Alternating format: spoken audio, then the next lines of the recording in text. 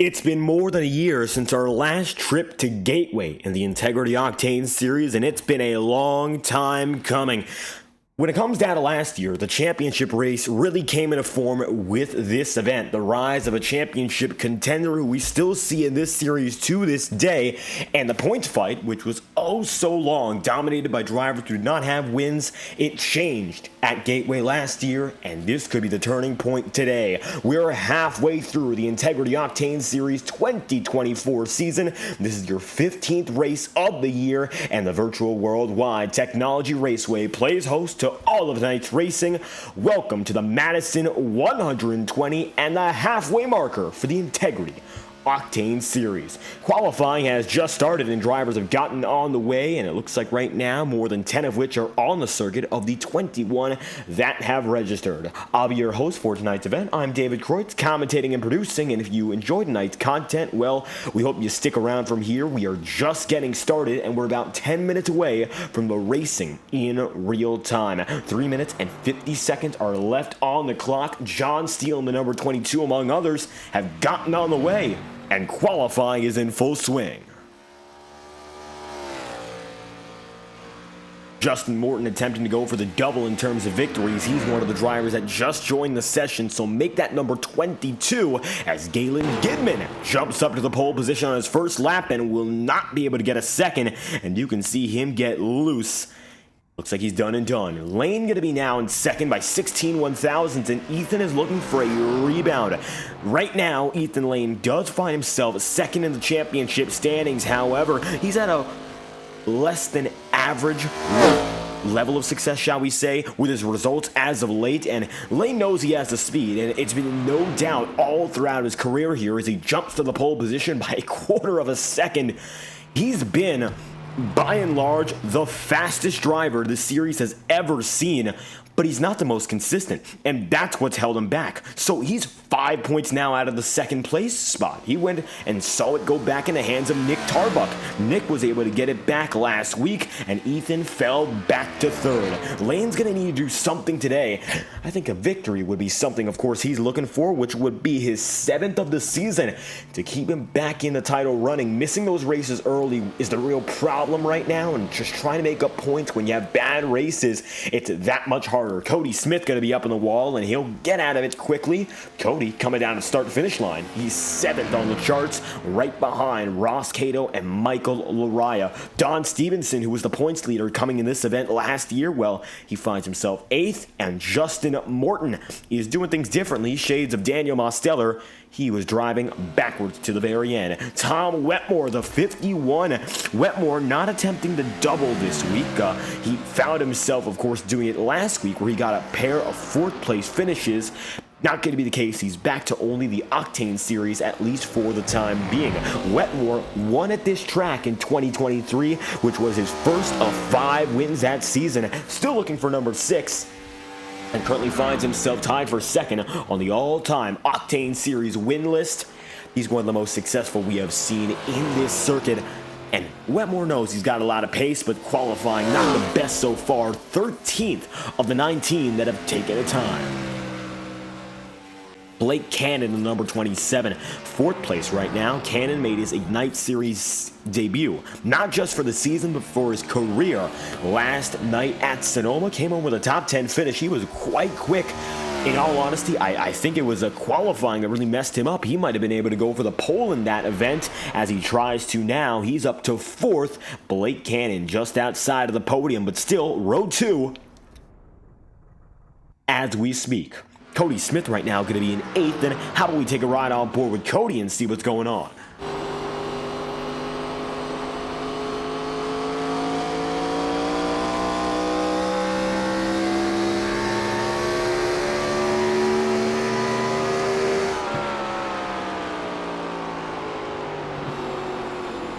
Smith going to be taking it into that middle groove, and you can see a little bit of that grip strip, shall we say, in the second groove of the entire circuit. It's a multi-groove track, but race with caution. There's an opportunity to use multiple lanes. There's just enough banking to do so, but it doesn't often come into play well for the drivers who attempt it unless they are careful and patient. Patience is going to be key for 120 green flag laps, and As it stands, coming across the line, Smith will end his qualifying run, and Ethan Lane will grab the pole position by 158 thousandths of a second.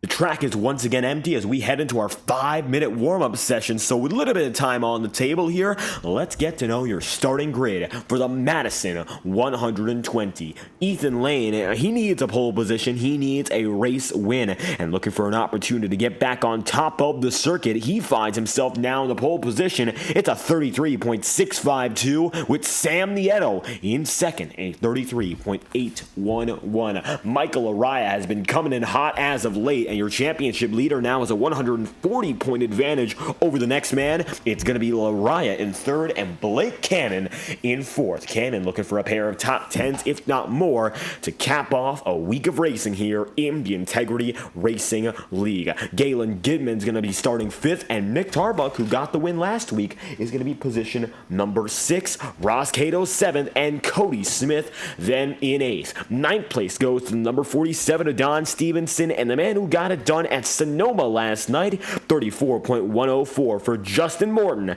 who rounds out in the top 10, looking for what could be his first Octane Series win in his young Tuesday night career. Then from there, you're going to have Brian McFerrin in the 11th spot, and Nicholas Ward is in 12th. Tom Wetmore going to be 13th, and Jacob Byth will be in the 14th position. Ryan Farrell back on track this week, and he's a driver who actually won the pole position last year at this circuit, 34.235 for Ryan in the 15th spot, with Kyle Cooper then 16th, John Steele in 17th, and Alan Rawell 18th. It's Eli Cars then 19th, and Bobby Terrell position number 20. The final two drivers on the board go as follows: Randy Fiash there in 21st, and Jonathan Giervon the 22nd and last entry in tonight's events at the Worldwide Technology Raceway. 22 drivers, slightly larger field than what we saw last week, so good to have that improvement coming off the back of our kickoff to a short stretch here. It's going to be a few tracks that these drivers might not be all too familiar with, and we're leading into our summer vacation, which will be abbreviated this year. Not going to be as much time off. North Wilkesboro we saw previously, that was last week. Now we've moved on to Gateway, then it's going to be Sonoma up next. We saw Sonoma last night, the Ignite Series, so maybe guys like Matthew Thunhorst, Justin Morton, Braxton DeWeese would have the advantage. Braxton doesn't appear to be here tonight, nor does Thunhorst, though. Those two came home on the podium last night, and Justin Morton, of course, as we mentioned, he was the winner when all was said and done. Then from there, we're going to have Iowa, and that's going to be the conclusion of this 4-race stint. We'll move on to our summer vacation.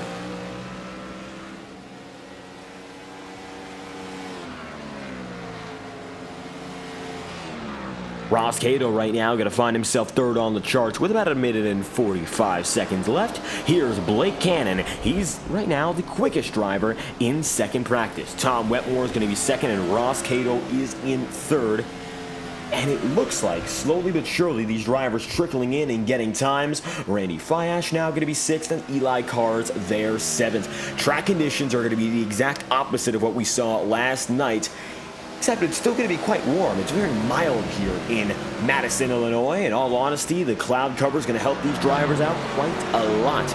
102 degrees Fahrenheit, that's the track temp, and 80-degree ambient temperature, and we are expecting to see double digits by the time we hit lap number 50, because right now it's about 4 p.m. inside of the simulation, which means that we're going to see about 6 p.m. conditions in an hour's time.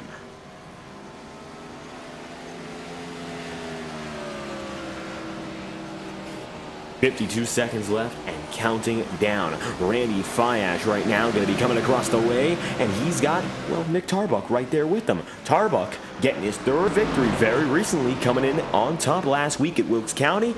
He made the perfect move on a restart, and in all honesty, Tarbuck maybe not the favorite to win last week, but he got through the championship contenders and made it through some of our Ignite Series ringers like Michael Araya, who was a championship leader here, and Braxton DeWeese. And what a precise move it was. If you remember, it was a dive into turns 1 and 2 on a restart with about 20 laps to go, and Tarbuck sailed away. Laurent made one mistake all night long, and it cost him. As you see now, Tarbuck comes up the track. He's destroyed. And it looks like that signals the end here to our final practice session. Blake Cannon at the top of the board. And just like that, practice has concluded.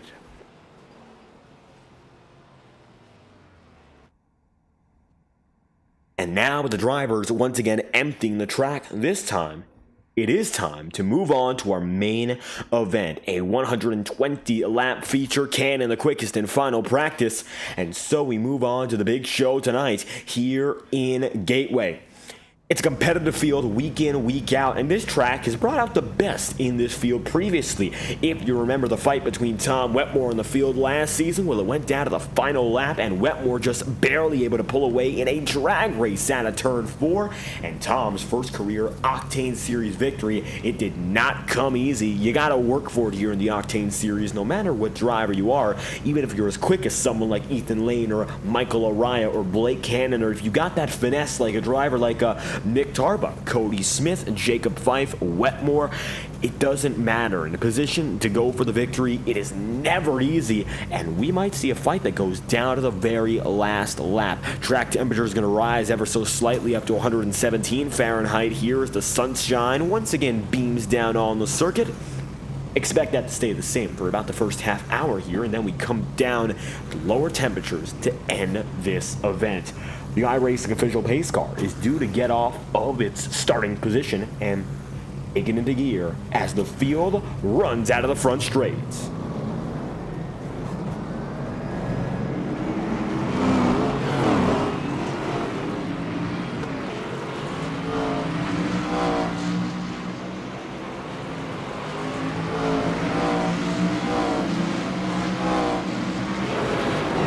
Ethan Lane at the front of the field tonight. 6 wins coming into this point of the season. However, when we talk about his performance so far, consistency, unfortunately, has not been the model of such.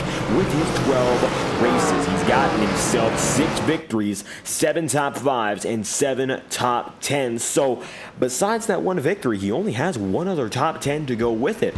He's almost been the checkers or wreckers driver of the season so far, and he's going to need to hammer down on getting those top 5s without victory if he really wants things to pan out in his direction. 6 wins is a fantastic statistic in his start so far this season. He has a 50% win rate, but when you have only a 50% top 5 rate to go with it, and your competitors are nearly 100% on top 5s and 10s, it's not going to play out pretty as the iRacing official pace car drops down and in. Welcome back to the city of St. Louis, Missouri. It's time to get things moving here in the Madison 120.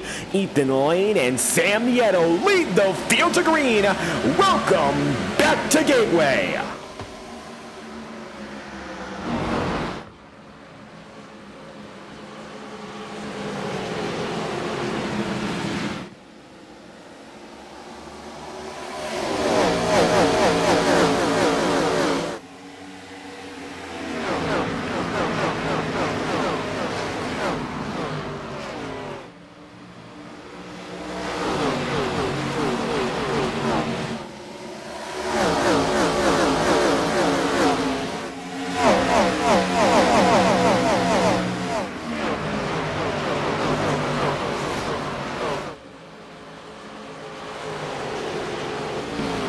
Lane is going to get away, and we are on our way. A quick start right now. The driver, the 54, getting the jump and bringing the field up to speed. Nancy Wetmore in the chat room, thank you for stopping by. Right now, the fight is fierce. Further on in the pack, you'll see Tom here with Don Stevenson, Nick Ward, and Ross Cato. Familiar faces going at it and going to battle. Here comes down the straightaway. Nick Ward going to be down to the inside line of him as Ross going for the spot here. This is the fight for 9th.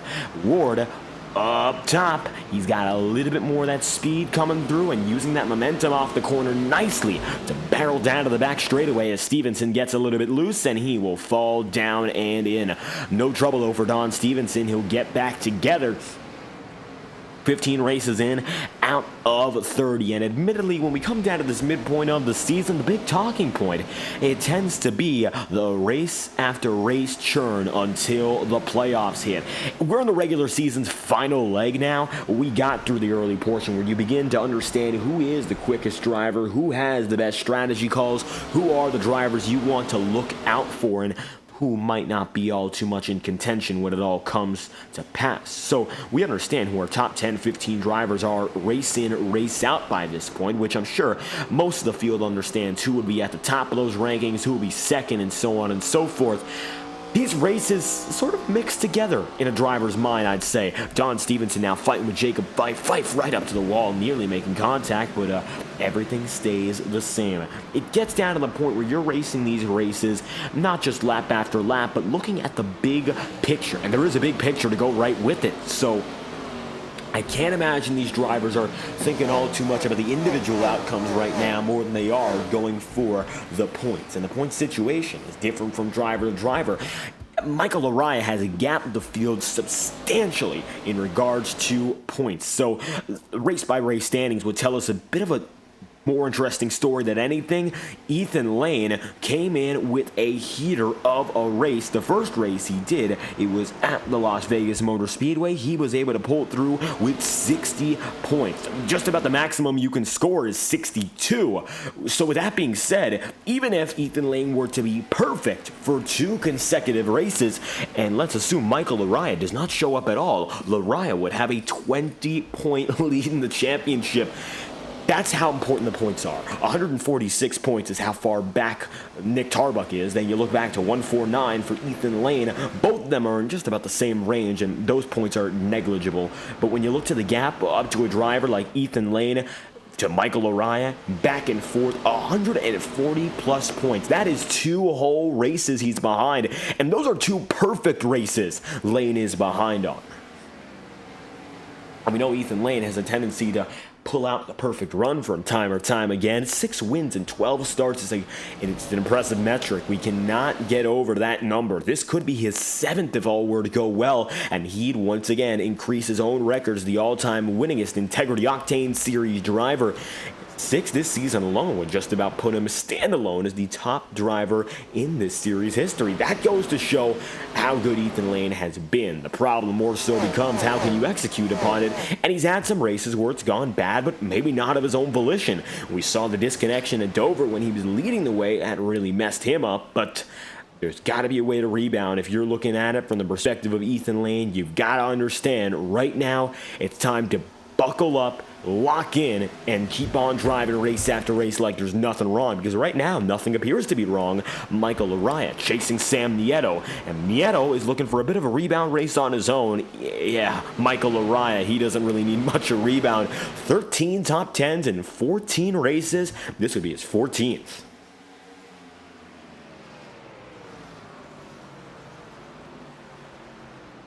So we're talking about Ethan Lane a little bit more and talking about the overall wins record he has in this series. Well, the numbers do not lie. So let's take a look at the victories from 2023 and show you exactly who had, of course, the opportunity to come home with the most victories. Multiple drivers had multiple wins. Ethan Lane did only get 1 last season, so he has 7 and stands alone as the caution will fly, and it looks like everyone slows down. Looks like Randy, Fiash, Eli Carr's further on back, and we are under caution. No major signs of damage. We're going to find out what just happened. And taking it all the way back to the tail end of the field here, seeing what just caused it. And you see Bobby Terrell there with Brian McFerrin, Jacob Fife, Tom Wetmore, Nick Ward, all getting slowed down, but no real signs of any major trouble. We'll take it from the wide angle camera here and give you a better look. Take a look. This is about as far stretch as we can give you it. Everyone looks to be slowing down. Yellow flag is already going to be out by this point, but there's no signs of anyone necessarily needing it. Might have been in the back of the field. We'll take it back 20 more seconds, and this looks to be the moment of truth. John Giervon up and spinning, and luckily nobody else gets damaged. I think Giervon got a very minor piece, but he should be good to go. Take a look at his rear end.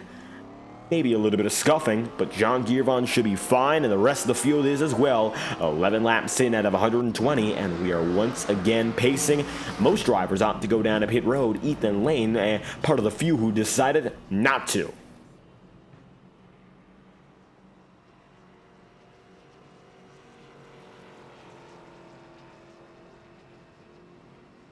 Tom Wetmore is going to find himself the winner off of pit road, and Ryan Farrell then going to be second is Lane Nieto Laraya, 1, 2, 3, who decided to stay out.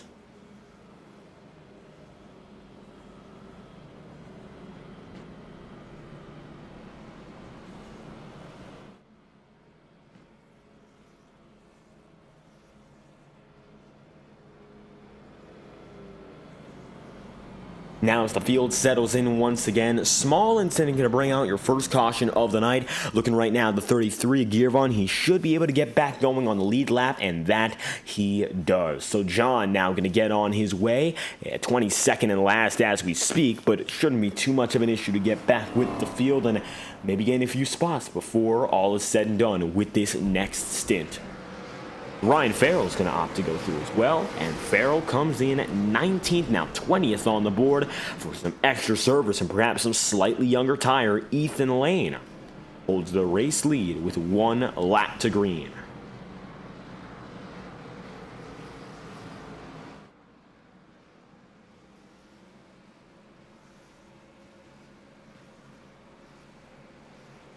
Dozen laps in, Lane has led every one of which. Sam Nieto remains in second, and Michael Araya is right there in third. Going to be time to go at it all over again. Nieto, a 4-time winner in his Octane Series career so far, looking for what could be number 5.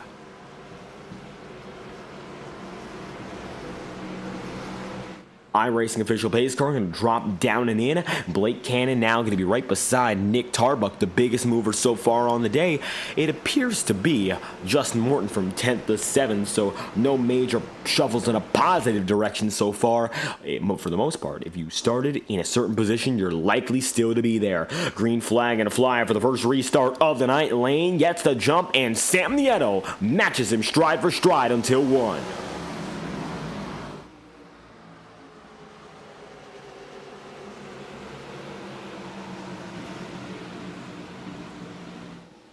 The field gets away, going to be 2 by 2, and now 13 laps in out of 120. It's our first restart, and things they're close, but not necessarily dicey. Now I'm going to see drivers getting up to each other a little more up close and personal because we have multiple tire strategies going at the same time. Maybe the most aggressive of which are the drivers who have just gone down and into pit road, deciding to go for that first pit stop on the day.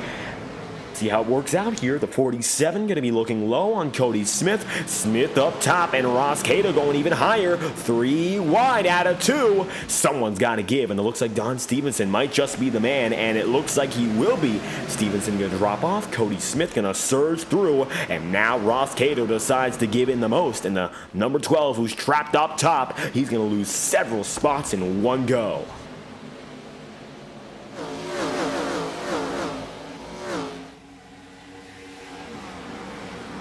Not good for Ross Cato. He'll drop back into 13th. He started today 7th and was about 10th place there on the restart. Now he finds himself outside the top 10 and looking onward and upward, trying to make his way back into the nicer positions up at the front of the field. The single-digit fight is on.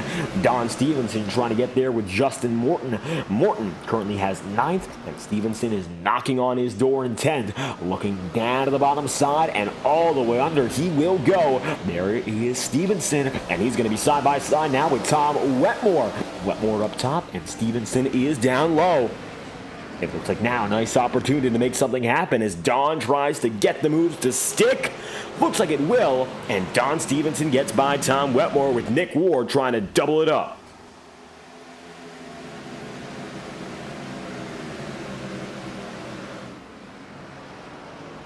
So, Nicholas Ward now going to find himself in the 10th spot, getting by Cody Smith. Smith is going to drop back several positions all at once, and the early go into this race, a little bit of shuffling in the mid-pack. Your leaders have remained all the same. Except for Blake Cannon. Cannon's moved into the podium, getting my Michael Araya on that jump, and it looks like the restart can give way to the number 44 falling out of the top 3 for the first time tonight. Galen Gidman going to be 5th from the start of this race, so he remains in the same spot, and it looks like, as does Nick Tarbuck until now. As you can see, Tarbuck has fallen back multiple positions and even lets Don Stevenson by.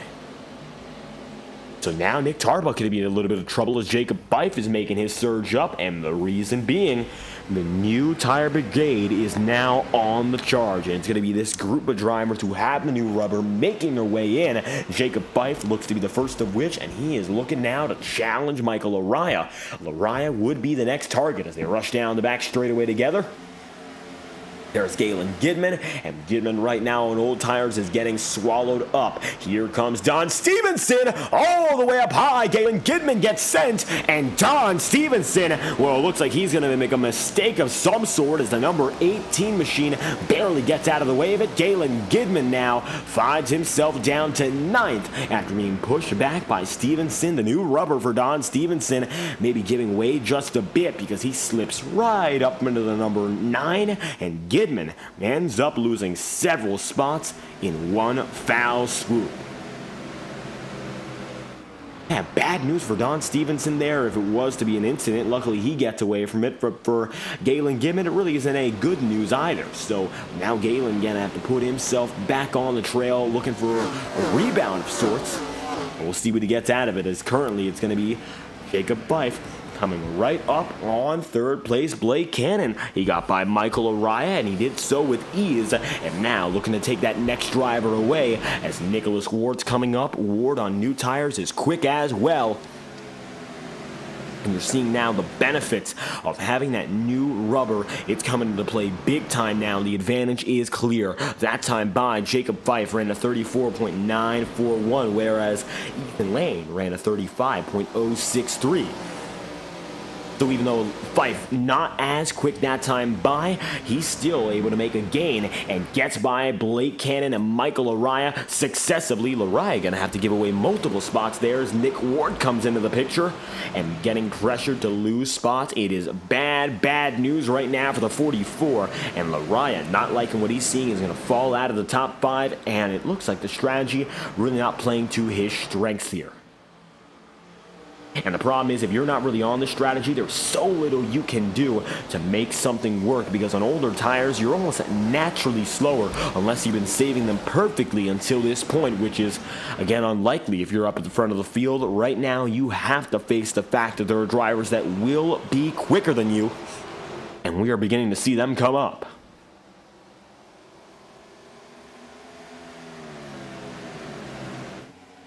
Coming along the way, Ethan Lane going to be down and low ahead of Sam Nieto by a second, but now Jacob Fife is looking to make a pass by Sam Nieto. Sam looking to get moved up high. Here comes Jacob Fife, and Fife gets into the runner-up position and trying to bring Nick Ward with him. That he does.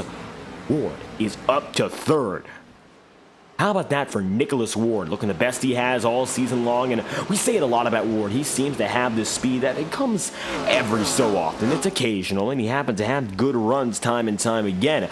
Right now, though, it looks like the strategy playing into his favor, and it's a 12-lap difference between drivers who have decided to go from the very beginning to that first caution. Now, 12 laps is not a lot of time, and that's why it's so important, because these 12 laps could shift the entirety of the race from here on out, especially if we go under green. Is it going to be an opportunity, an advantage perhaps for these drivers to stretch their runs longer, to not worry as much to get to the end of this race? We are anticipating the winning strategy to be going from lap 0, of course the pace lap, to lap number 60, then going from 61 all the way.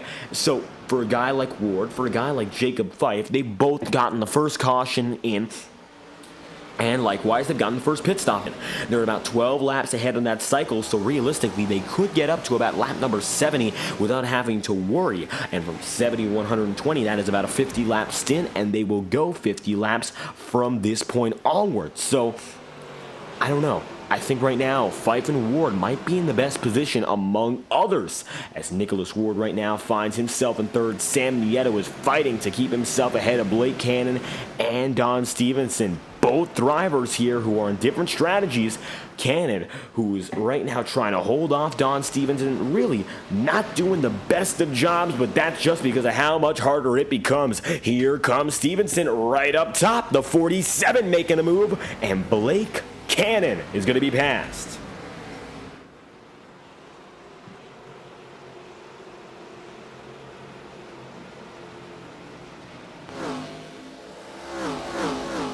Now it's going to be Cannon and Don Stevenson working at it side by side just for a little while longer. It looks like Don is going to seal the deal, and he moves up into fifth. Nick Tarbuck now going to be side by side here with Cody Smith. Smith goes down and low to the inside. He's going to make the pass, and Nick Tarbuck trying to get him back on a little bit of a crossover move.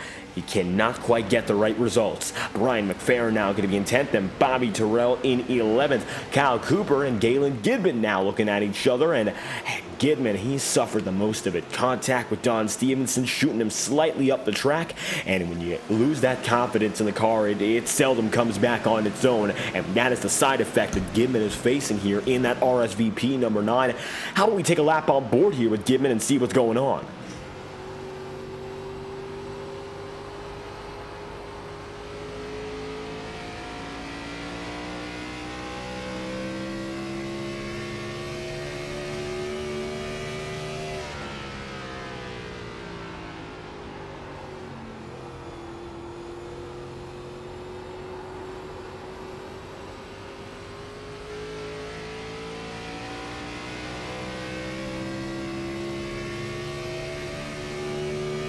Gidman right now running about 36-second lap times, which is admittedly one of the slowest times in the entirety of the field here, regardless of position. So Galen not looking too good to make some gains, let alone hold his spot. He would be lucky to hang on until the end of this first stint, as Cody Smith going to get loose and give way to Brian McFerrin. Brian looking for an opportunity to go for another top 10 here, and he's going to slide right in, making his way inside 9th. Nicholas Ward coming right up now on Jacob Fife, going to be side by side for second all the while. Now it's going to be Ethan Lane, who could get a pass or two done on him. Lane no longer in the position to be up and ahead with a wide margin. Instead, it's now Fife coming up and bringing Nicholas Ward right there with. Ward going to go down on the inside, trying to challenge Jacob on the way low. Can't get there. Not going to be enough, at least just yet. And now Ethan trying to get the run off the corner. And it looks like it's just enough to hold Fife at bay. But Jacob is there, and there's no doubt now that he's gotten in his mind that he can go for the lead.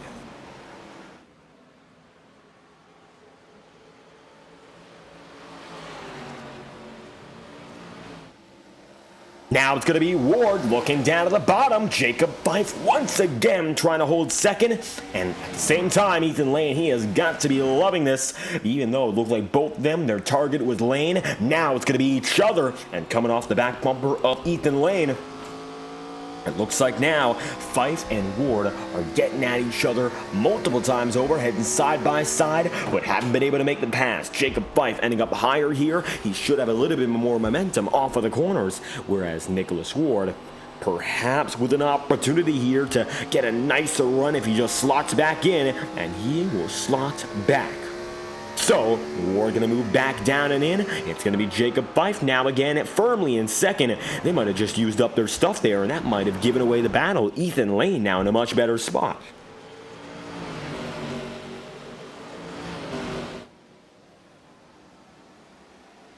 So Nicholas Ward deciding to look a little bit lower, but at that point he is about a 10th and a half off, which will not give him anything in regards to making a pass. So an unfortunate circumstance perhaps for Ward and for Fife, fighting each other so hard for second they almost gave up the opportunity for the win, and the lead rather. The win is still oh so long away from now. We are 33 laps in out of 120, just under 100 laps to go.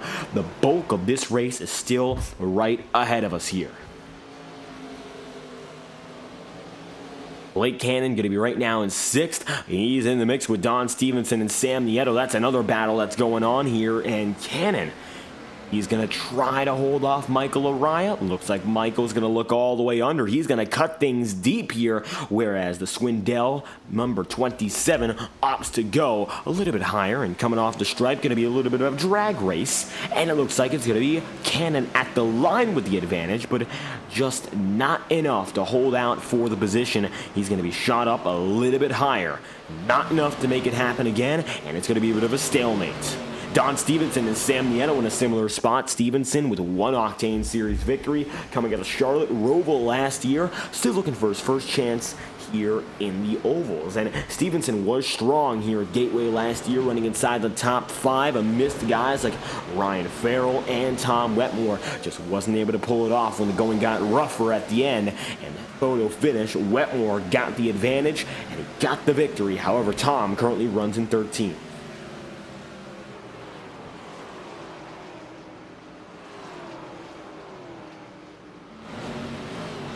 Tom and Justin Morton going to be running 13th and 14th respectively, as Galen Gidman cannot hold on any longer. He's going to be coming down to pit road very early, and it looks like the two-stop strategy will be the way to go for Galen Gidman, opting to go in for the first time, 35 laps in out of 120. It's going to be a very quick stop through, as it looks like now Ross Cato opting to do more of the same. So the winning strategy might be a little bit different than what we predicted here, but that's exactly why getting that first caution pit stop in was so important. Cato comes in after 35. How about that? Cato dropping through. It's going to be his second pit stop, of course, overall on the day here. And just like that, Jacob Fife and Nicholas Ward find themselves positions 1 and 2. They didn't have to wait long to get by Nicholas Ward and, of course, Ethan Lane. For Fife's sake, anyway, he got by the both of them. Ward only got by 1. And now Ethan runs to the bottom step of the podium, about 0.4 of a second off of Nicholas Ward. Lane now going to find himself there a little bit more lonely than it was previously, of course, running up in front, but now he finds himself not only alone, but slower than the drivers ahead of him. Down to the inside, Nicholas Ward looking for the race lead, and now Fife right up top, trying to swing back. Let's see what he can do here. Jacob Fife coming down and out of the back straight and in the front is now going to lose the race lead. Nicholas Ward is going to get the top position. How about that for Ward? The 97 pulls through, and he's got himself now the race lead, but we'll see if he holds on to it. Coming out of the front straight in the back again. It could be another lap that determines the 97 being the leader, or if Fife can strike back. There we have it. Nicholas Ward gets up to the point, and Fife is right behind.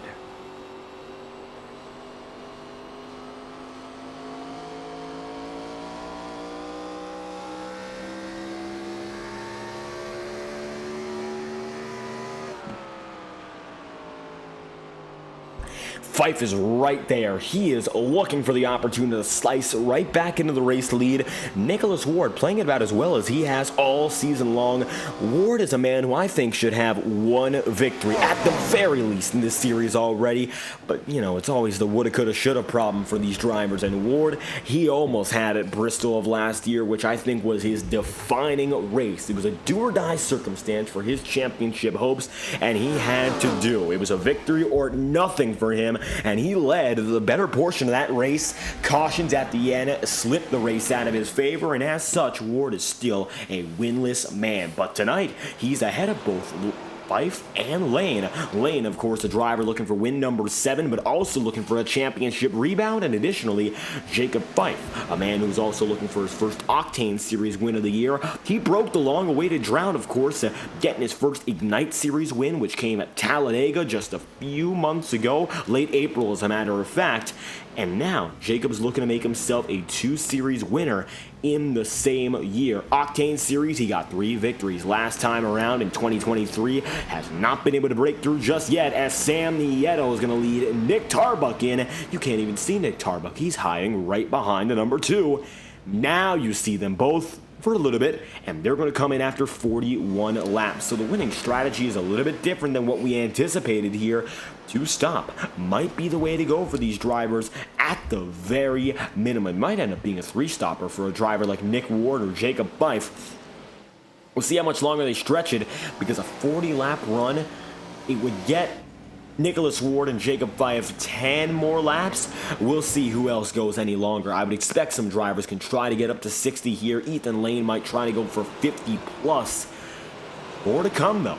Come across the line yet again. Phoenix in the chat room, thank you for stopping by. Friday nights, the Prodigy Racing Association brings their SimPulse Legacy Truck Series to FTN, and their season opener comes at Daytona for 250 miles of racing. So make sure to tune in there at due time, as Blake Cannon decides to jump down and in after 42 laps. So Cannon decided to make his way in a little bit loose on the entry, but he's just pushing the limits, and he does that just fine. Cannon opts to go through alone, and now going to be cycling down 11th, and furthermore, as he makes his way into pit road for the first time tonight. Nick Ward is your race leader, Jacob Fife in second, and now Ethan Lane getting passed by Galen Gidman.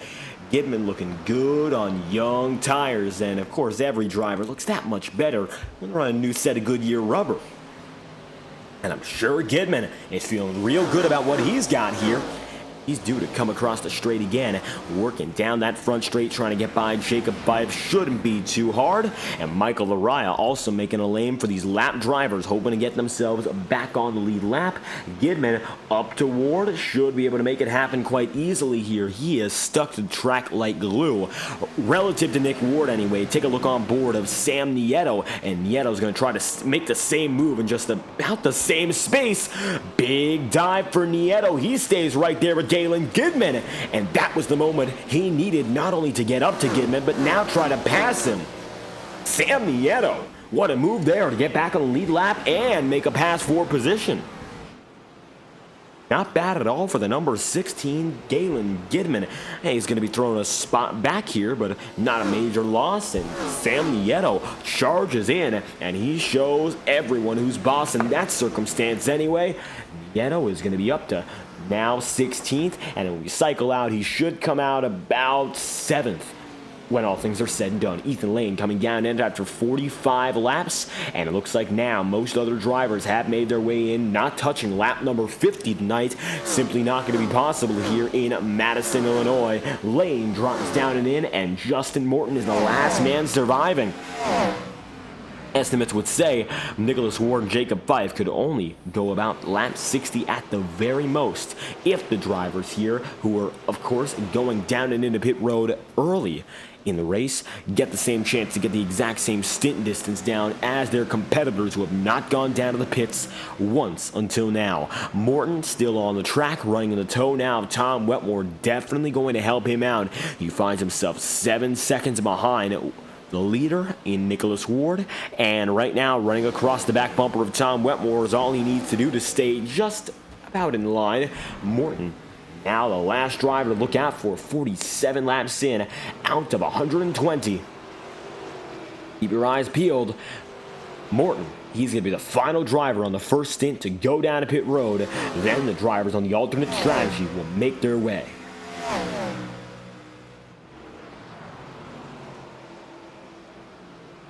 Here comes Justin Morton, coming in after 47 complete laps, and Justin opting to go in now at the end of lap number 48. Morton going to make his way through, and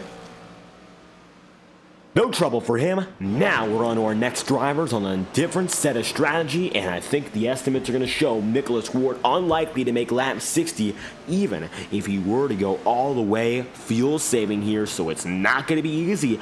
These drivers know what's at stake, and now the opportunity is present for a driver like Nicholas Ward to make something happen here and try to do something different with strategy. He is the driver most others are going to be following, and 37 laps in, make it 38 out of their stint, which could go up to as much as 60 laps. Nicholas Ward finds himself advantageous as we get closer and closer to the halfway mark. One driver going to knock down the wall, and Eli Carr's no other trouble is going to come of it, and Randy Fiash, as a matter of fact, catches a piece. Randy going to go down to pit road, and he's going to make his way in as the leaders are going to fly right by. Nicholas Ward going to be passed by Ethan Lane, and Lane now should be back on the lead lap, running a bit of an undercut style strategy. And just like that, Lane is on the move. Nationwide number 54. up top, a little bit higher than typical. And back on the lead lap here in 17th, he's got a few drivers he needs to chase down. Ward, of course, finds himself the leader, and Fife is in second. We'll see if he cycles out near these drivers or ahead of them in the next coming laps. As so far, most drivers have still decided to stay out. If they went down to pit road during the caution, they're still on the circuit. No exceptions so far, every driver deciding to hold fort.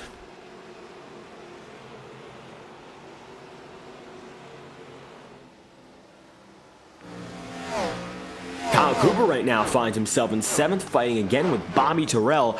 We've seen these drivers go at it multiple times. Terrell in the number 14 and Kyle Cooper in the number 73. This time by, though, it looks like Kyle Cooper has some sponsorship on him in the ADS number 73.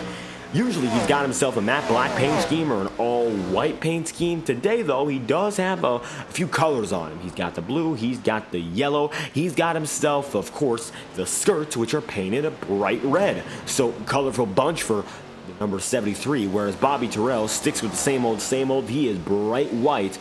And right now, he's got himself just ahead of Kyle Cooper in a nice position here. Looks like there's not going to be much else Kyle Cooper can do. You see right now, if you look on board with Kyle, he's looking, but can't find room.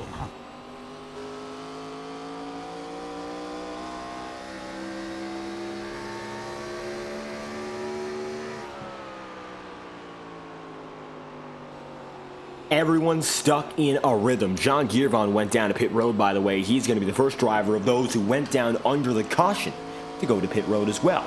So Giervon makes it in. He's going to come after a 40-lap run. 53 laps in at about 120.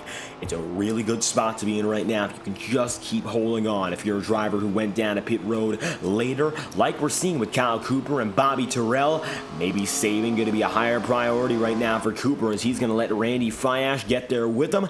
And Nicholas Ward now holds a half a second over Jacob Fife. Eli Cars, who got in the wall a few laps ago, is coming up on your second place driver. Fife letting Cars get room. There's the 82 up high. Hasn't used it just yet. Looks like Eli's going to back off ever so slightly. And now the Planners, number 82, trying to find a way around. Should be a little bit easier for Eli than most others here, because Cars does have younger tires on him. And even though he's got damage, it still should be an advantage enough to pull him right by Fife, if, of course, he puts himself in the right position.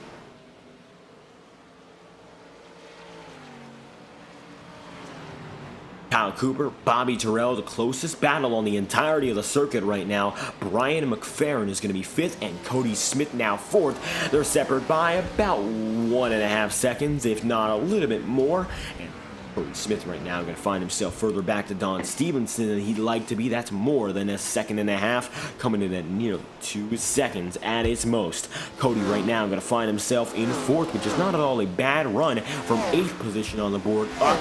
Big movers have been the story of the day after 50-plus laps. Take a look at your top 5 right now. In 12th, well, that's where Nick Ward started. Now he's up to the pole. Jacob Fife from 14th has gotten up to 2nd. Don Stevenson has gotten from 9th to 3rd. And Cody Smith is 8th to 4th. Looking real good so far. The top 5 comprised of drivers who did not start in the top 5, and Brian McFerrin 11th to 5th. So yes, every driver inside of our top 5 applies to that trend. How a big mover from 20th up to 6th. Bobby Terrell has made it up 14 spots. Yeah, Bobby Terrell, one of those drivers who has been on his way on the up and up ever since the jump, and now 45 laps into the stint. Expect these drivers to go slightly longer. They might be able to pull 50 out of the bag with less trouble because they had less green flag laps. The first 2 or 3 of their stint were under yellow, where if you're very, very meticulous about your strategy, you could be running in 4th gear, clutching and coasting all throughout the caution laps, and then hitting race time by the time we get back to that restart and not skipping a beat. That's possible. I don't think every driver did that here. I don't believe most of them did, but all things being said and done, 46 laps for most of these drivers on the second strategy. It goes to show they are absolutely confident about going longer. The first drivers, they decided instead to go for the normal strategy, what appeared to be conventional anyway, and getting that undercut is surely going to help if everyone else helps out on the way as well. However, now nearly 20 laps in for some of these drivers like Sam Nieto, their competition has not come back down to them, and by the time they do, they will be much, much faster, almost how Sam Nieto got by to get back on his lead lap. Expect that from the drivers who are due to come down to pit road any moment now and make their way in for a new set of good years. Last time by for Sam Nieto, 35.559. Last time by for Nicholas Ward, 36.229. And the best laps for both of them were within the 34-second range. So more than half of the wearers out of the way out of the first third of a stint. In all honesty, this could be the best move Nick Ward has made all throughout his Octane Series career, just hanging in there, holding out, and waiting for things to pass, because by the time he comes down to pit road, he and his adversaries who are on the same strategy will be so much quicker than anyone else. They should be able to get back in the mix very, very quickly, and they're setting themselves up not only for a good run here, but for a good run immediately thereafter, which they could get up to about lap 80 or 90 or even 100 without breaking a sweat.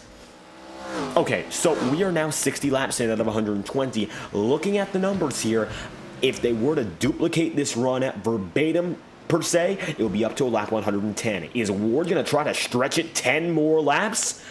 I doubt it.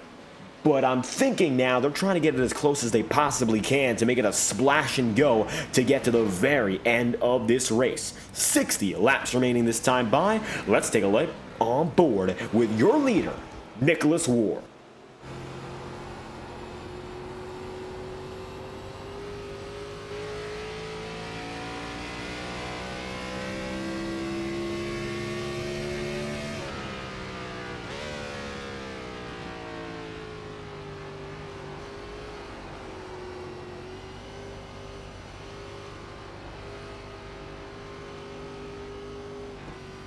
And Ward is going to be coming down and in. It's the number 97 who makes his way in a pit road, and he does so with Jacob Fife and Don Stevenson trailing. Halftime is going to bring down a load of drivers, and a litany of which who have gone down to pit road. All at the same time, all on the same strategy. Just like that, it's the big move down and in. Perhaps the most important pit cycle of the day. Ward is going to bring his company in with them, and Nicholas who leads those on this newfound strategy. Let's see what games they play on pit exit. It looks like right now, coming out of pit road, all our eyes on, of course, drivers such as Ward and Fife. And at the line, it's going to be side by side.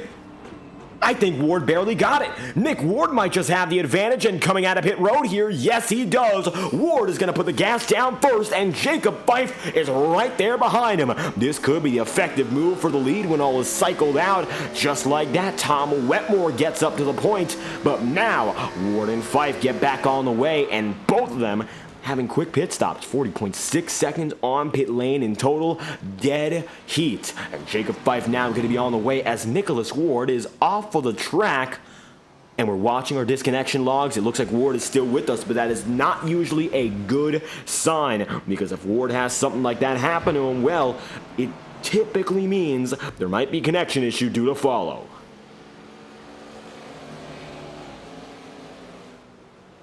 Coming down the main straightaway here, of course, it's going to be Nicholas Ward and Jacob Fife now with each other, but they're 10th and 11th, no longer in first and second. This is the battle for the race lead. Sam Nieto and Ethan Lane. Nieto up top and Lane right down low. It's going to be a battle, of course, between two of the best in this series. When it comes to the history of this field, 7 wins for Lane, Nieto 4 in their careers. They are some of the best in the business, bar none. And right now, it looks like Nieto going to find himself in second, towing right behind the number 54. Ethan Lane coming across the stripe once again, and he is now your sole race leader. Nieto, a little bit in the wall there. He's going to end up drifting high, and Michael Araya to the bottom is there in third. Looking low, the 44 got himself now in a little more trouble. Araya, though, going to keep the spot, and as such, he finds himself in third. Fourth and fifth is going to be, of course, between Nick Tarbuck and Blake Cannon. We're hearing reports, as it stands, that driver communication systems are potentially down. The platform they're using for communication looks to be experiencing an outage, at least here in the East Coast of the United States, and we might see these drivers figuring things out without having that direct communication.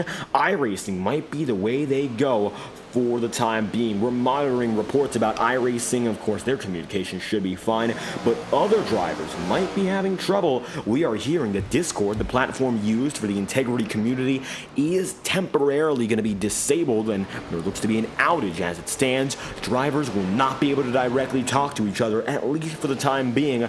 They should automatically reconnect, and they still have iRacing as a failsafe in case other problems occur. So an outage right now for the driver communication systems. We'll see if that affects them at all. So far, honestly, I doubt it has. Most of these drivers are concentrating when it comes down to the racing and not really talking it up, shall we say. And it shows in the way they drive. Only one caution today, a very light, minor incident. There's a lot more focus on succeeding on the racetrack than there is communication in between. So I don't expect that to really play a big deal. All drivers should have backup communications established with their teams if they have a team with them through iRacing's spotter program. So there really shouldn't be much to discuss on that note. Galen Gidman a little bit loose, and he's once again facing those control issues which we saw previously. However, that time it was self-inflicted, getting a little bit loose. Not going to be enough to really sway him. However, as it stands, the driver, the number 9, get a hold a little bit further back as he sees himself loose out of corner number 4 previously, and now Nicholas Ward and Jacob Pfeiffer coming right back up on him. The fastest drivers in the field gaining more than a second a lap on their leader in Ethan Lane.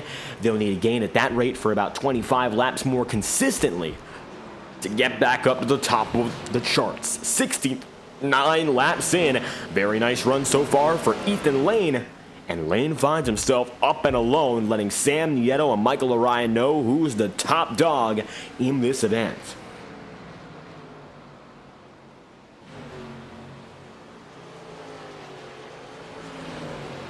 Nicholas Ward now coming up on Ross Cato, and so begins the trickling up for drivers like Ward and Fife. They found themselves further back to begin with, and all of a sudden, it looks like the 97 gets the spot back, then does Jacob Fife. Two drivers who at once make a pass on Ross Cato. Cato's going to be dropped down to the 9th position. And it looks like just like that, well, Cato's still inside the top 10, but quickly passed now by drivers on new tires, and that might be the future of this race to come. Don Stevenson, Cody Smith, Brian McFerrin, Bobby Terrell, Kyle Cooper, Tom Wetmore, John Girovon. Well, Girovon's the only exception, but Alan Rawell is not, and here comes Rollo right now. From 7th down to 17th, 8 of 10 drivers have taken new rubber, and they are still climbing higher. Nicholas Ward is the man who leads that charge, and he's trying to come up on this big pack. He's still a few seconds away from it, though.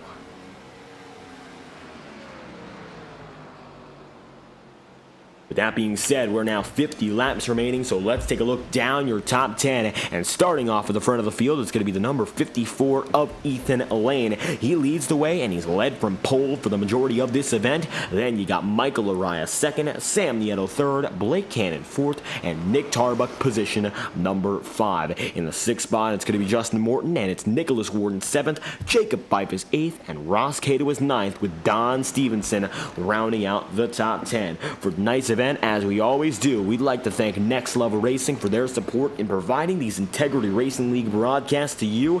Next Level Racing provides high-quality sim racing performance products for dedicated sim racers who deserve nothing but the best. Make sure to visit nextlevelracing.com after tonight's broadcast, and we'll return after the following message from our friends at Next Level Racing.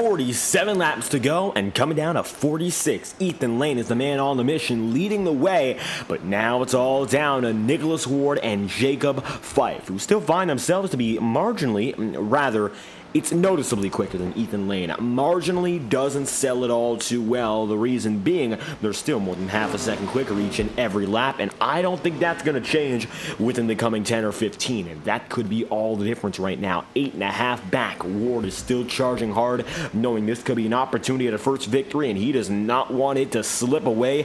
Jacob Fife right there in that same boat. He's only half a second back. I don't think right now either of them are going to give up exactly what they're seeing. You can see right now, Ward and Fife, 6th and 7th. They're now going to be within 8 seconds of your leader from 14. They've cut the gap down by a half, but I think slowly but surely they're losing that thunder to make their way in. The nationwide number 54 still has the advantage, and while he is slower, maybe not slowing down as much as they'd expect. Granted, got to come down to pit road eventually here, and that's going to be the call for, of course, Lane to make within the coming 10 to 15 laps. 44 laps remaining. Blake Cannon going to be there with Nick Tarbuck still running in the middle of the top 5. Tarbuck right now going to find himself a quarter second off of Blake Cannon, and it looks like that time by he was 1/10 of a second quicker, so he should be within range to maybe go for a pass within the next 5 laps here, if, of course, that remains consistent. And I think for Ward, well, he finds himself further back. He's going to be trying to get up to Sam Nieto here. I think for Tarbuck, we'll look up front for a better example. He's facing up against Blake Cannon, who Cannon might have played the strategy game perhaps the best of all of them right now, even though he's not leading. He's 3 seconds back on Ethan Lane with 3 laps younger tire. If it was a more even field in regards maybe to that natural speed at this track, Cannon would maybe be in the best spot to go for the race win. But as it stands, I don't quite think he's got himself where he needs to be to go for the checkered flag. However, he can firmly keep himself inside the podium.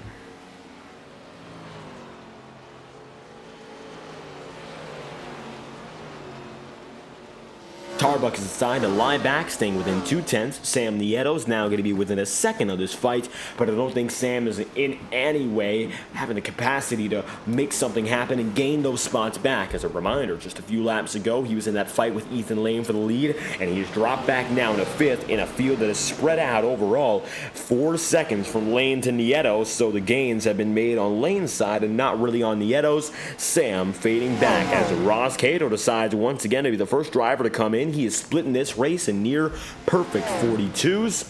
Ross Cato coming in now with about 42 laps to go after a 42-lap stint, and he's looking to play it safe and play it just about symmetrical, stint after stint after stint, nearly identical in terms of timing. And now 80 laps in, it's going to be Ethan Lane holding fort as another driver makes their way in as the signal the pit road cycle is on its way. Expect pit road to be at least somewhat active for the coming 25 laps, if not a little bit less as everyone tries to tighten their stuff up. But now the opportunity has been presented, and the door is wide open for pit stops as late as about 20 laps to go for competitive pit stops as well.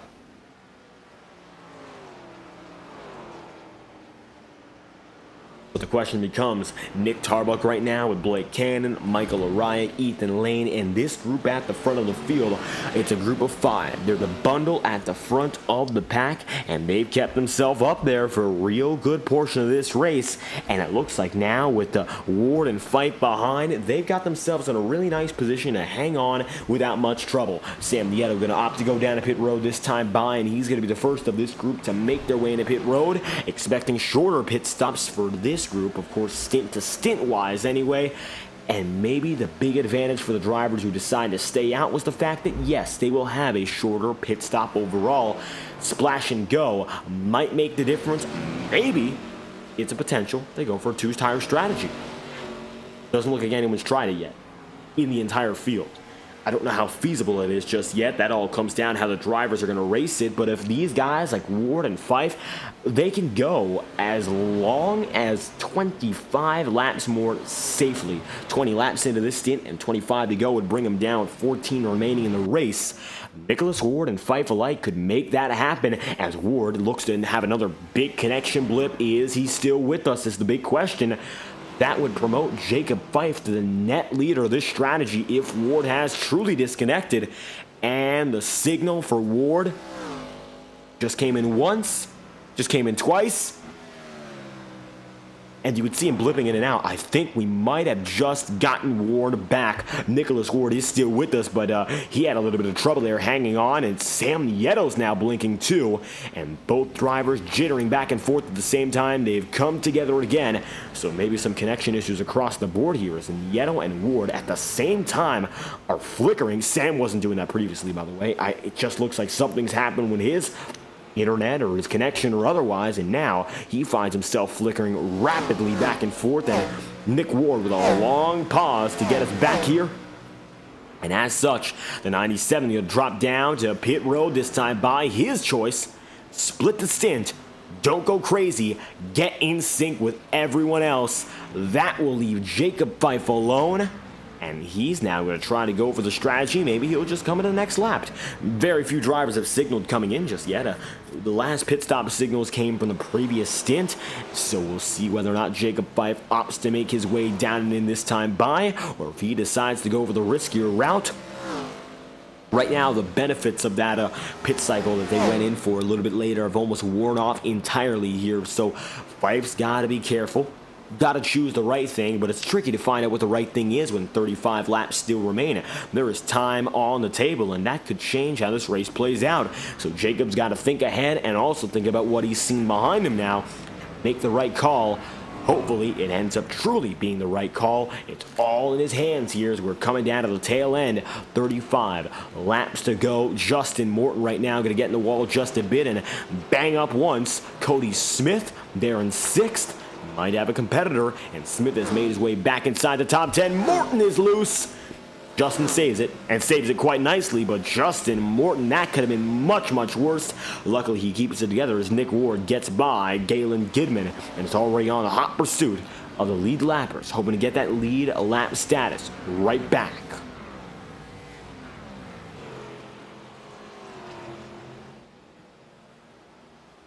Ethan Lane, race leader, has led the majority of this event, and now with this stint going so well for the 54 team, they've got to consider their time to drop in after 41 laps. I think Ethan still has a little bit more time in him if he chooses to go for it. That he can. Michael Araya has gone a total of 47 laps behind Lane. However, both of them have been running just about separately for the entirety of this race. It's all up to Ethan Lane now as the opportunity will come by him.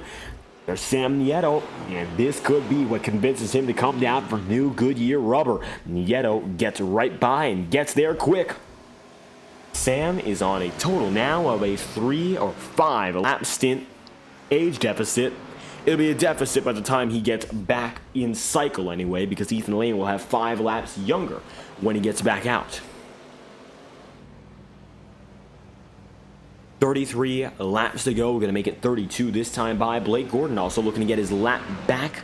And as such, more and more drivers looking to make that aggressive maneuver to get back in the picture than ever before. This is the final pit cycle, and we're about halfway through it. Your drivers who stayed with the first strategy have already just about said goodbye. The only 3 we're waiting on are Tarbuck, Laraya, and Ethan Lane. Then we have your second bunch, which we're looking at right now. Guys like Brian McFerrin, Bobby Terrell, Tom Wetmore, and here comes Ethan Lane. Lane will come down and in after 43 laps. And he comes into pit road with 32 laps to go. Laraya going to gain the lead now. Nick Tarbuck is going to be in second. And Nicholas Ward is back on the lead lap.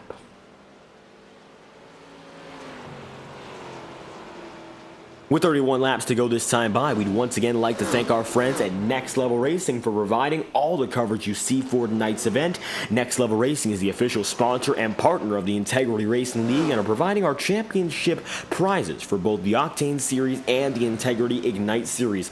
Stay tuned for the remaining 15 races on Tuesday nights to figure out who wins the championship here in the Octane Series and who is bestowed the second annual running of the Next Level Racing Sim Rig Prize, and it's a simulation rig courtesy of Next Level Racing, given free of charge as the championship reward. Smith comes down into pit road with now less than 30 laps to go. We'll be right back after a quick message from our friends at Next Level Racing.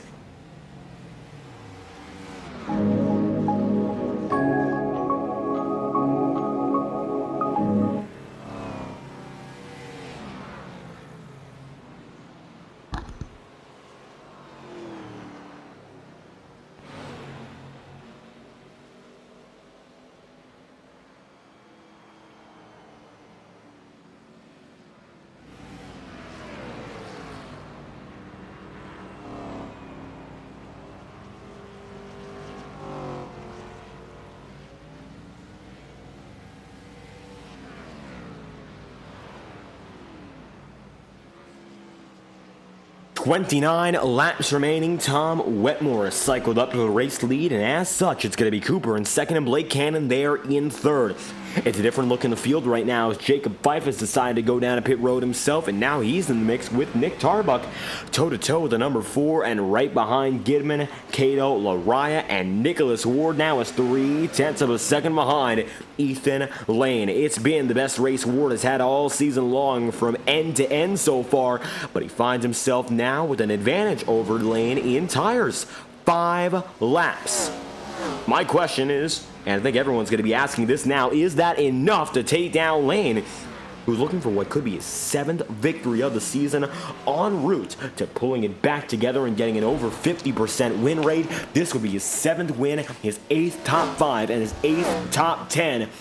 He has been the checkers and wreckers definition of the year, and admittedly, he's not a very wreck-prone driver, shall we say. We say checkers or wreckers, but that's solely because, in all honesty, he just hasn't been able to pull it off in those races where he isn't up there at the front of the field at the tail end. If he's not there in the lead, he's most often not in frame, which goes to show how good he's been at getting these wins so consistently, because it feels like he's always up inside the podium, but typically, if he's in the podium, he is in the race lead, and he's the man who's going to go out there and try to go for the checkered flag on his own. Lane, I'll tell you this much, when it comes to his campaign, I'm sure he's got a lot more he'd like to get out of it in the coming weeks.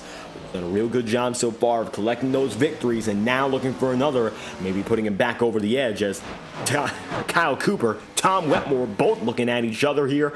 Alan Rawell going to be side by side with Blake Cannon, and Cannon shooting up the top of the track. It looks like right now he's going to be able to make a nice move in and get by the 73 of Cooper at the same time. Blake Cannon, provisionally speaking, is up in a second.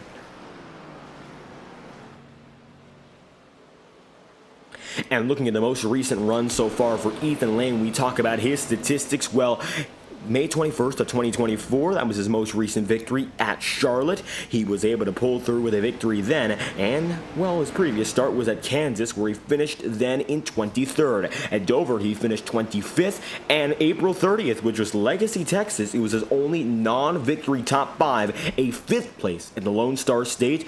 Otherwise, he has been victories or non-top 10s. He got 11th place, admittedly, there at Chicagoland, which was close, but not enough to classify, of course, for what we're talking about here. Blake Cannon able to jump out of the race lead, and you see that number 27 is as good as gone. He's gotten his way around as Alan Rawell has been part of the fight here, and it looks like Lane getting in trouble.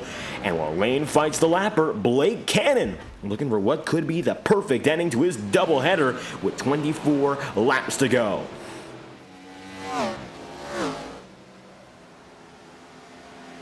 Cannon now leading the way, 97 laps in, out of 120. Looks like now in the home stretch, the number 27 for the first time tonight is on his own.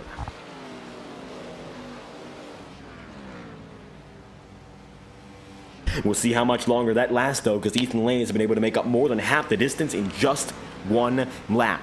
23 laps to go now this time by, and we'd like to thank our friends at TrackCams22.com providing the high-quality cameras you see on your screen tonight. The best broadcasters go with the best cameras, and TrackCams22 has everything for any broadcaster, no matter what racing discipline. Visit TrackCams22.com for more information about iRacing's leading camera provider, and we are going to crank it up with 22 laps to go and get things loud here in Gateway. 22 laps to go, and the lead battle's as fierce as ever in Gateway.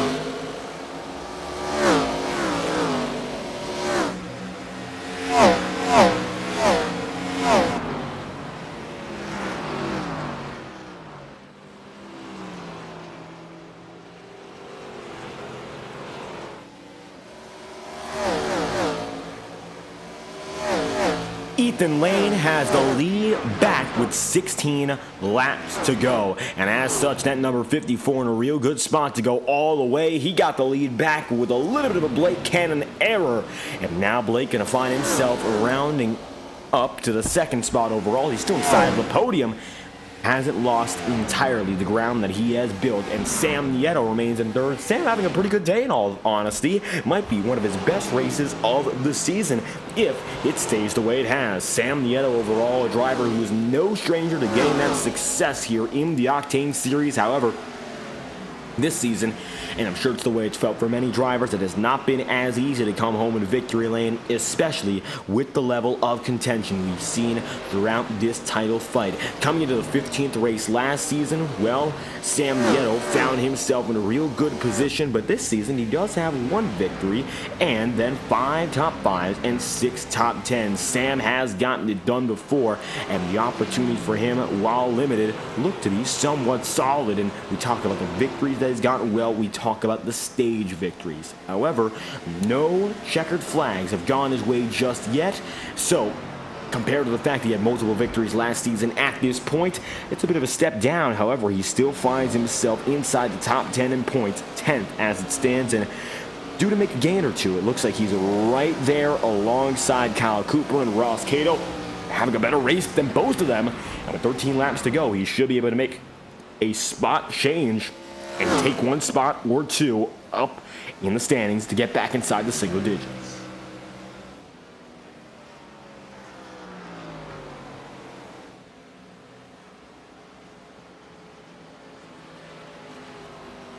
And all in all, Ethan Lane has found a way to get that rebound, which was necessary after his last victory at Charlotte, and he actually did not make the start immediately thereafter.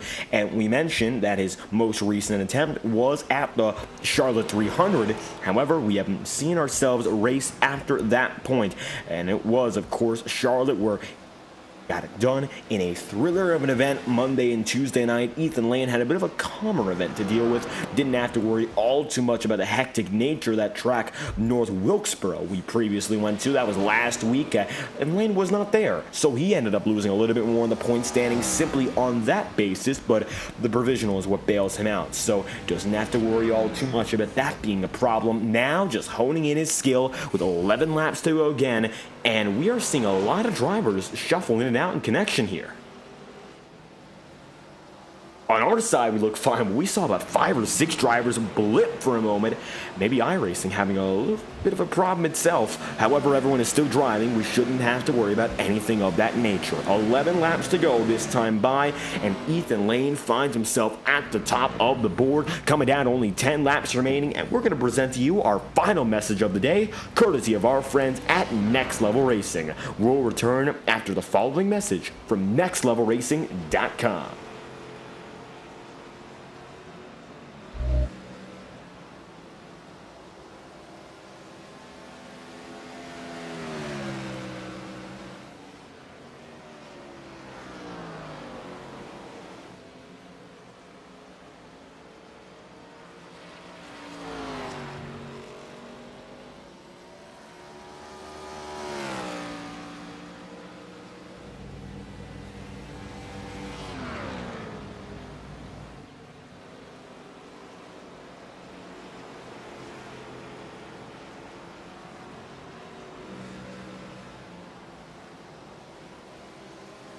Nine laps to go. Ethan Lane, Blake Cannon, and Michael Lariah are the 1-2-3 combo that make up the podium. And so right now, Lariah getting himself in the grill of Blake Cannon. It could be a fight for second that goes till the very end. Cannon now finding himself with an opportunity to hold on to a podium, but Michael Lariah, of course, seeking extra points. Why not go for another great run?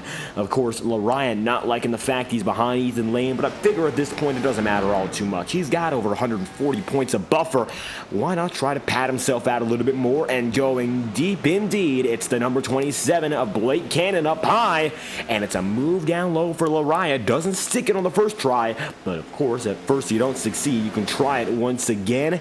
I think Michael's going to have to wait a little bit longer for him to execute that same maneuver. Here is Nick Tarbuck and Sam Nieto. Sam's outside the podium now. Unfortunate for him, but it's still been a really good day. Good for a top 5 if he can just hold himself in for a few laps longer. Nick Ward and Nick Tarbuck are now running 5th and 6th, and I gotta say, for Nicholas Ward, it's a little bit upsetting how this race has gone. Not necessarily disappointing. He tried to play the alternate strategy, and admittedly, he had quite a lot of speed with it. Today seemed like one of those days Ward had a chance to go out there and get the win, going toe-to-toe against a guy like Jacob Fife, always a fierce competitor, and finding himself several seconds ahead of the majority of the field. Now, it just seems like it's all for naught, and Ward will have to head into the next race with another opportunity. 6 laps to go this time by. Michael Araya still going to be side by side here with Blake Cannon. The fight persists. Cannon a little bit slower, going to try to get the diamond through that corner to help himself out. And you can see right now the track is wide open except for Alan Rawell. And Alan is going to have a front row seat in his rear view mirror. 3 wide now. It looks like Cannon on the middle groove is going to get the advantage coming out of the corner. What can Cannon do? So far, nothing. He stays side by side, trying to run down to the end of the line. It looks like Michael Araya with the advantage, just barely at the stripe. Cannon gonna slip up a little bit higher, and that's what lost him the lead to Ethan Lane, so he's gonna try not to replicate that same error. And of course, it's not easy, not in the slightest, to avoid making these same mistakes. Cannon right now finds himself in the high groove, which is never easy to hang on to. And it looks like he is still. Michael Araya going to back off a little bit more, giving a lot of room to Blake Cannon here. And it looks like he's almost telling him to go ahead and just try to figure it out yourself, because sooner or later I'll get right back at you and I'll pounce on the position. 4 laps remaining. Michael Araya still not out of this circumstance, and nor is Blake Cannon. Cannon right now turning that wheel hard as he comes down the straight. It looks like now he is going to be fully behind, and the 44 Sim Speed Shot Machine is back in second. Blake Cannon still third here. It's not done yet, and they're going to be coming across the line for what is going to be 3 laps to go. I think Cannon is just about giving up his chance to hold on, and second place is now in the hands of Michael Araya. Cannon, though, he's had a pretty good run of races and going for what could be another top 10 finish. If I were Cannon, wouldn't be upset at all, in the slightest really, about how this week has gone, but of course disheartening to let that second place slip at the very, very end. Now Cannon going to find himself in third as Ethan Lane is going to lead us across the stripe again. It is going to be popsicle sticks. 2 laps remaining this time by. And all of a sudden, it looks like now Ethan Lane just has to hold his own for a little while longer. And oh, so close we are to the checkered flag. Lane in his own world. The battles behind have not ended. And now Brian McFerrin is coming right back up the tail end of Ross Cato. 2 laps to go this time by, and if you want to settle it, you gotta settle it now or never.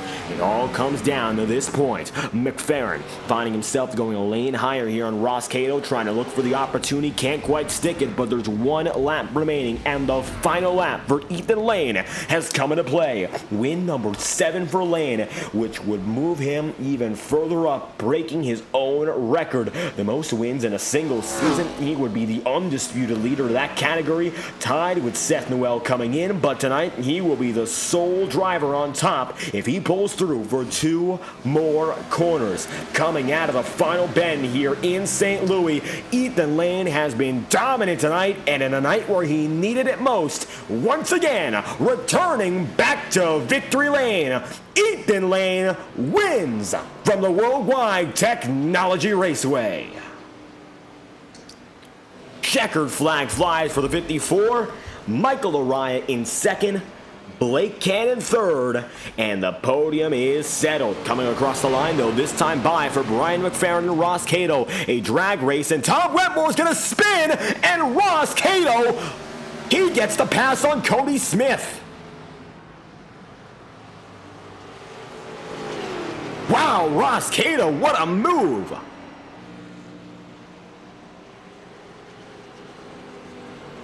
Take a look back here. We had a wreck at the line, and that was for position.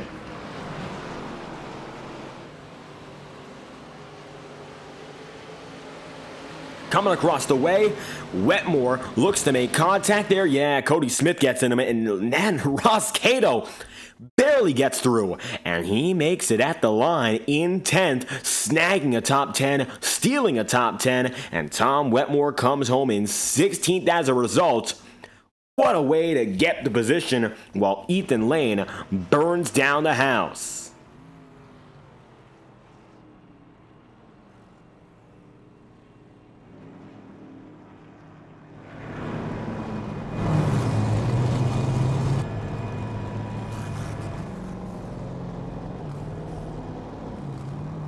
And so Lane comes through to pit road, making his way in.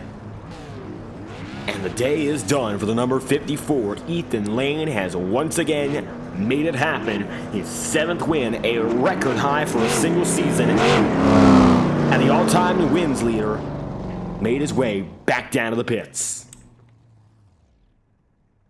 Race results go as follows, with Ethan Lane winning from Michael Araya in 2nd, and 3rd being Blake Cannon, position number 4. Then going to, of course, go to Sam Nieto, and 5th place for Nicholas Ward, his best race this season by a long shot. Then you're going to have Nick Tarbuck in 7th, and John Stevenson in 8th. 9th place is going to go then to Justin Morton, and position number 10, that is Ross Cato, who concludes the top 10 finishing spots. 11th place is going to be Cody Smith with Brian McFerrin in 12th, and Bobby Terrell 13th.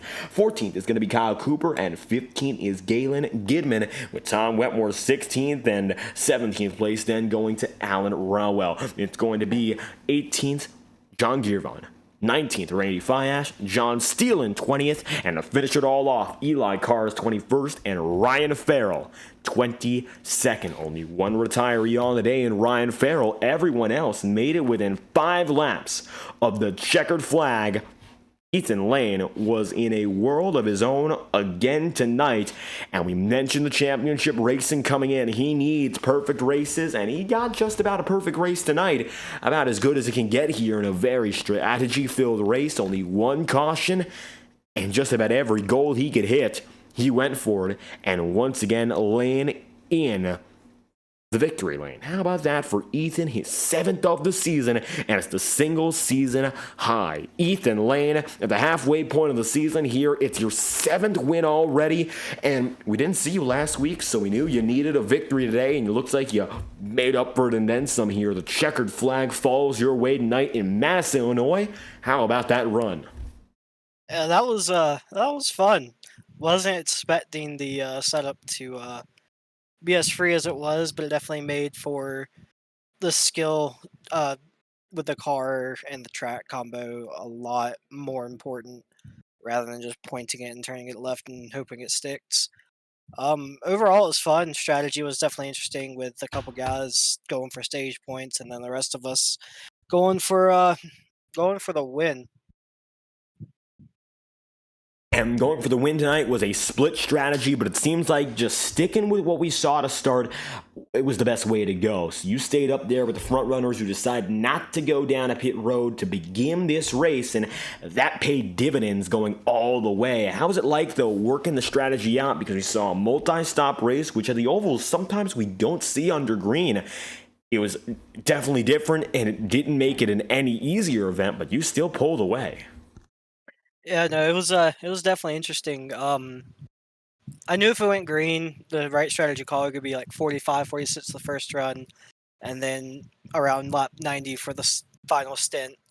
And it just worked out in our favor. I think we were able to get on and off pit road a lot better than everyone, which is why we had such a big gap on Michael there at the end.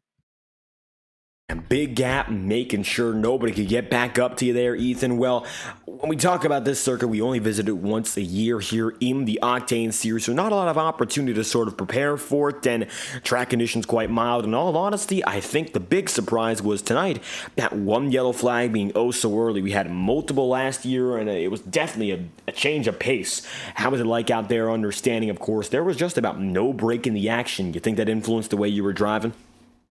Not really. I kind of drove the way I knew I needed to drive here. I think the setup kind of made for everyone just worrying about themselves rather than actually racing each other. They were racing the track, so people were given room, which led to the long green flag runs, and it worked in our favor. And everything appears to work out at the end of it. Ethan Lane. Well, next week we go down road racing, Sonoma, California. Haven't seen a lot of road racing on the schedule just yet. You think there's an opportunity perhaps to show what you got in the twists and turns?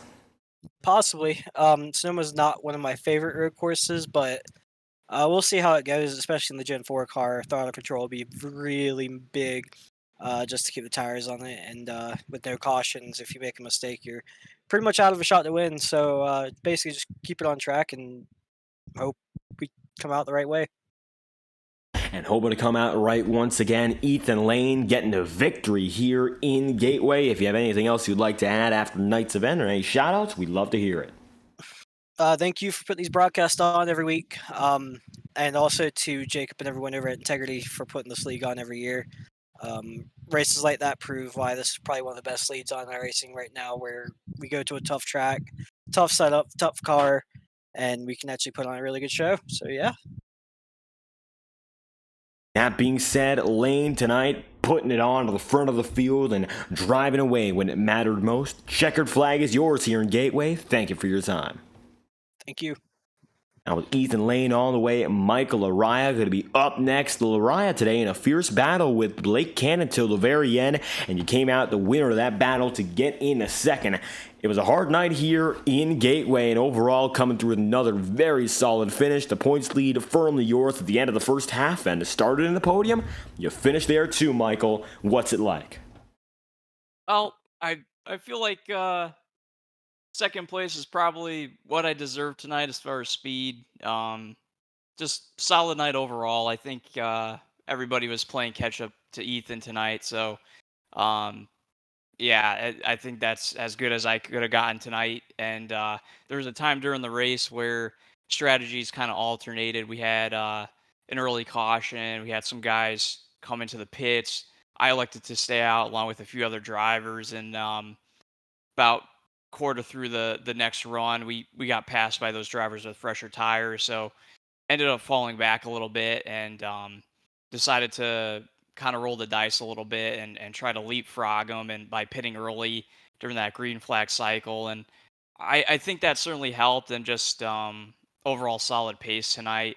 And then really at the end of the race there, I just tried to stretch it as much as I could on fuel to see if I could maybe have a little bit of a tire advantage, and hope that would maybe make the difference to compete for a win tonight. So certainly helped to get a solid finish, but none of us had anything for Ethan tonight. You mentioned it, Ethan Lane, perhaps in a league of his own from the very beginning there, but strategy made it very hard to tell who had the best stuff until about the end of the first 100 laps there, when it became clear you were clearly on that right strategy, even to make some gains at the very end there. So what led you to make the decision to stay out on the track there, not going down a pit road so quickly, which seemed to be the right call for everyone with you? Yeah, I think well, just that quick caution that we had in the beginning of the race, thinking, is this going to lead to more quick cautions? And it becomes a tire management race at that point. You want to make sure that you're saving yourself a set, and just in case you have a late race caution, or else you're really in big trouble. So that was kind of my thinking. I think also too, with the way this track is, just being towards the front, having a little bit better clean air, it can certainly make up a little bit of a deficit in the tire. So that was my thought process too. But towards the end there, just kind of stretching the run out as long as I could. I felt like that was really just my only shot to maybe have a chance at making something happen for the win tonight. And yeah, and it certainly paid off. Had a pretty good battle there with Blake.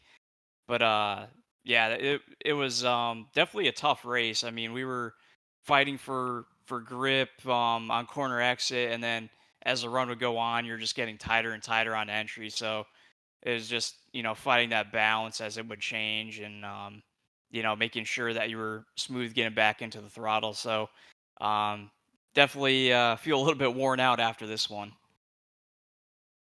And over 100 laps green at the very end. So, yeah, Gateway's a tricky track. We don't see it all too often with these Gen 4s. I can imagine even tougher. Well, Sonoma's up next. I can't imagine that's going to be any easier. And the road courses, which we don't see a lot, always give way to unique circumstances and opportunities. We've seen how good you are at every track at this rate anyway. You don't really need to worry all too much about that race, perhaps. We're winding down the regular season, but what's it going to be like heading back up to California?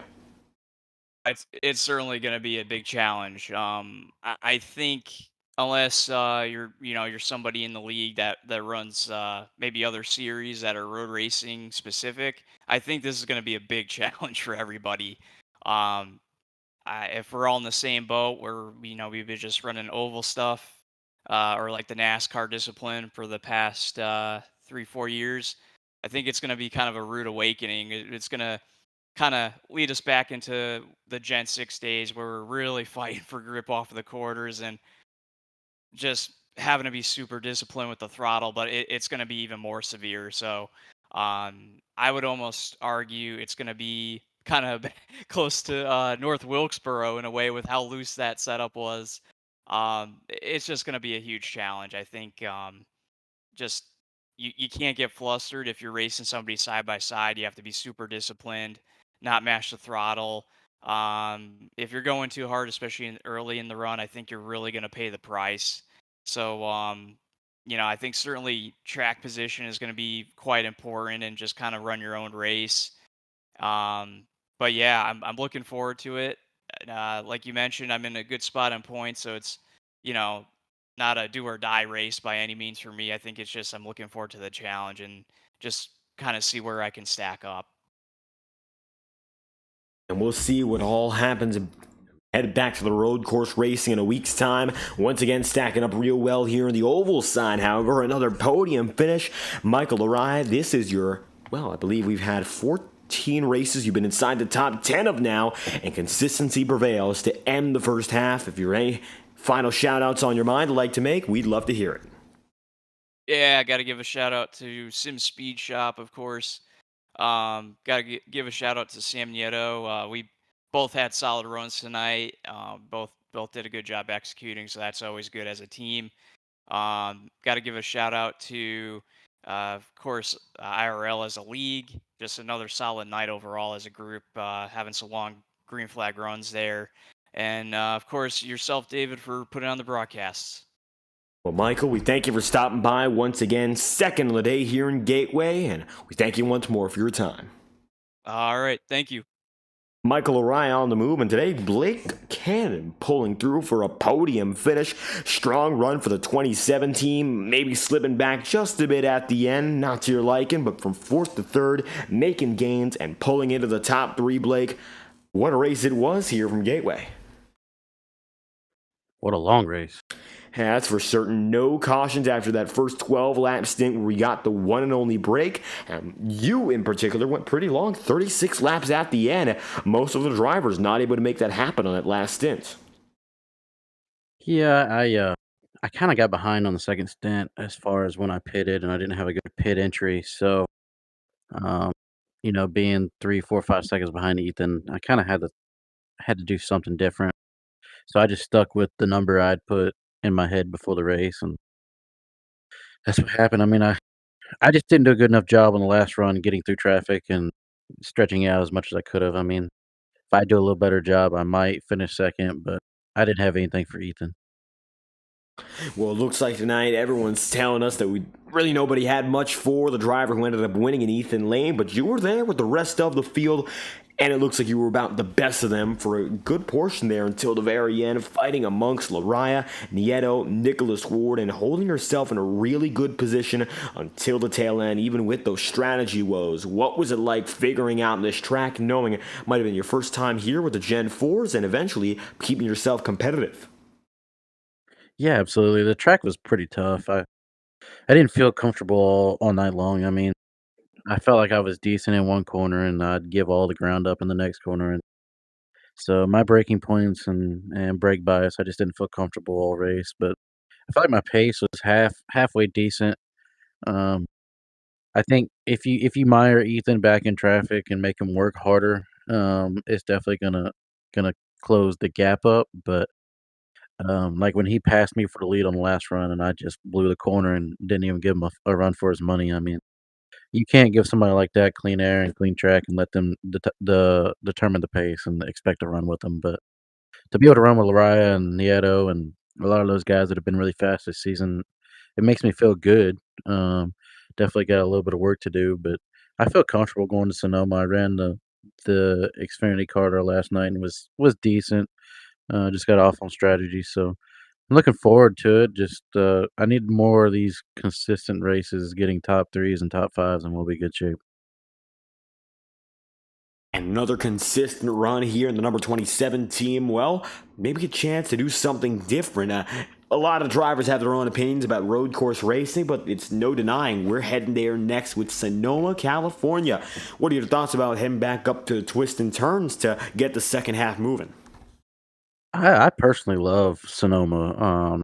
I don't know if my pace is going to be there. The Xfinity car last night, I felt really good and was still half a second off. So um, it's just technical. It's way different than oval racing. I think you have 11, 12 turns, and if you miss one turn, your lap's ruined. So it's definitely tricky.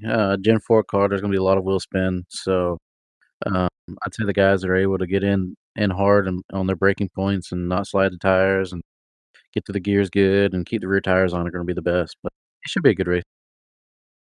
And we're looking forward to a good one coming up in a week's time at Blake Cannon podium finish to round out the day here in Madison, Illinois. If you have any final shout-outs, the floor is yours. Yeah, just thanks to everybody, Integrity Racing League. Definitely feel like this is one of the best leagues that you can get in. A lot of good guys, a lot of hard competition, but we all race clean and a lot of respect. And I love racing with these guys. And just thanks to you and everybody at the broadcast. Just looking forward to next week, man.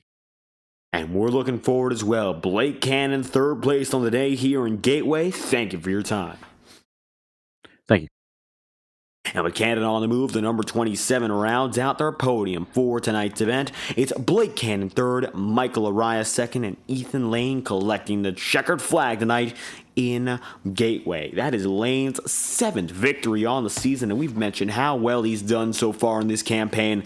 You just got to keep honing it in and putting those consistent results together, and we might see a championship fight come playoff season. Well, with that being said, we've come to a close for tonight's broadcast here from the virtual Gateway Motorsports Park, the Worldwide Technology Raceway, the host for tonight's event, and the Integrity Octane Series, exclusively covered live on FTN, has moved on to its second half. Tune in for race number 16, which will come at you live, and it's going to be next Tuesday night at the Sonoma Raceway in Sonoma, California. Going to be another exciting event to keep your eyes peeled for, and we hope to see you there. This has been a production of Fireball Talks NASCAR, and I've been your host for tonight's event, David Kreutz, commentator and producer. We hope you enjoyed tonight's event, and if you did, make sure to leave a like on the stream and subscribe to the channel. Your support is always greatly appreciated. Thank you all for watching live on FTN, and we'll see you for our next broadcast on Thursday night with the Iowa Cup Series. We hope to have you there once again. This has been an exclusive presentation of the Madison 120, and we hope you all have a fantastic night.